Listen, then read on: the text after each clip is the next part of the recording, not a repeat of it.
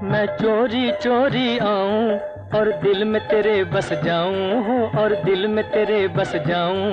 Hello दोस्तों, क्या आपको याद है तो खूबसूरत और प्यारा सा नौजवान कि जो कभी सड़कों से गुजरता था तो लोग दिल थाम के खड़े हो जाया करते थे। और बन जाऊं चित चोर तो बोलो क्या करोगे। यहाँ तक कि मैंने सुना है कि लोग छतों पर से कूद पड़ते थे। तो उस इंसान की खूबसूरती का क्या आलम होगा जिसे देखकर लोग सड़कों से कूद पड़े, यानी लड़कियां। और उसी नौजवान के ऊपर बैन लगा दिया गया था कि वो काले कपड़े नहीं पहनेगा। क्या आप सोच सकते हैं ऐसा नौजवान किसी से मोहब्बत करे और उसकी मोहब्बत उसे ना मिले? मैं तो यही सोचता हूँ कि ऐसा नहीं हो सकता।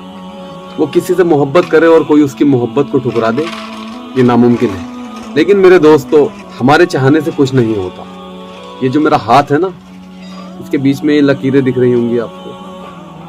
कहते हैं कि ये किस्मत की लकीरें होती हैं, मुकद्दर, और जो मुकद्दर में होता है वही इंसान को मिलता है। मैं बात कर रहा हूँ देवानंद की। मेरी समझ से कोई भी कमी नहीं थी उनके अंदर। खूबसूरती तो अल्लाह ने इतनी दी थी कि देखते ही बनता था और उन्हें देखकर लोग थम जाया करते थे।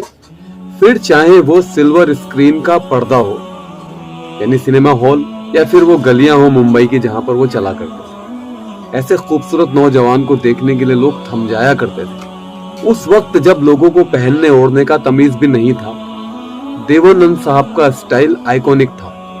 देवानंद ने जो कपड़ा पहन लिया वो स्टाइल बन जाता था, और जो हेयर स्टाइल रख लिया वो ट्रेंड बन जाता। इस तरह से लोग उन्हें देखा करते थे। तो देवानंद ने अपनी जिंदगी में फिल्में तो बहुत सारी की हैं, उपलब्धियां बहुत हैं उनके पास, और हिंदी सिनेमा को उन्होंने जो दिया वो किसी दूसरे अभिनेता ने नहीं दिया। लेकिन बात उनके देने की नहीं है, हिंदी सिनेमा ने उनको क्या दिया ये देखा जाना है। हिंदी सिनेमा ने उन्हें मान दिया, सम्मान दिया, पहचान दी, दौलत दी, शोहरत दी। अगर नहीं दिया तो एक मोहब्बत थी, वो देवानंद को नहीं मिली। जी हाँ, देवानंद साहब दौलत के अंबार के ऊपर बैठे हुए थे। शोहरत के चांद को पार कर लिया था उन्होंने। किसी बात की कोई कमी उनकी जिंदगी में नहीं थी। लोग उनके आगे पीछे दौड़ा करते थे। जिस महफिल में जाते थे कैमरे उनकी तरफ उठ जाया करते, जहां जाते थे लड़कियों का हुजूम लग जाया करता। लेकिन मोहब्बत वो देवानंद को नहीं मिल पाई।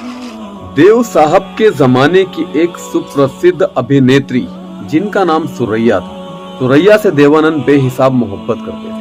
सुरैया भी करती थी उनसे मोहब्बत। दोनों की मोहब्बत के अफसाने बॉलीवुड की गलियों में चल रहे थे, घूम रहे थे, लोगों की जुबान पर थे। एक सपना था वो, एक सपने की दुनिया थी वो देवानंद साहब के लिए और सुरैया के लिए भी।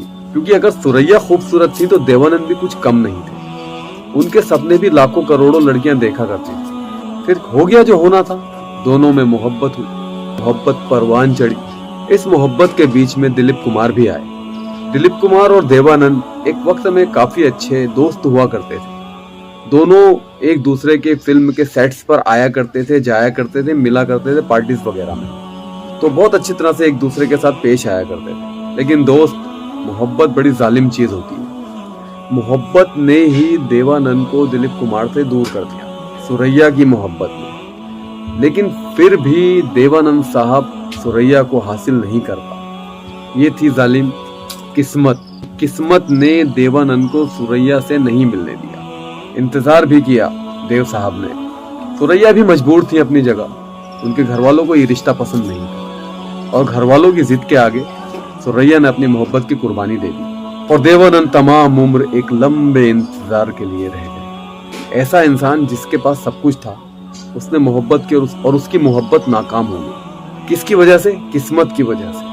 हम जो चाहें वो हमें हमेशा मिल जाए, ऐसा नहीं होता दोस्तों। छोटी सी लव स्टोरी थी देवानंद साहब की, जो फिल्म के सेट पर शुरू हुई और फिल्म की तरह ही खत्म हो गई, कभी पूरी नहीं हो सकी। इस हसरत के साथ, इस उम्मीद के साथ देवानंद इस दुनिया से चले गए, और वो जगह कभी किसी को नहीं दे पाए जो उन्होंने सुरैया को अपनी जिंदगी में दी थी। ऐसा ही होता है प्यार।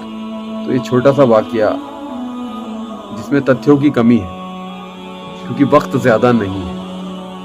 तथ्यों के साथ अगर आप सुनना चाहते हैं तो मुझे कमेंट जरूर कीजिएगा, मैं सुनाऊंगा आपको। देव साहब और सुरैया की लव स्टोरी। अब अगर आपको ये वीडियो पसंद आए तो प्लीज इसको लाइक और शेयर जरूर कीजिए।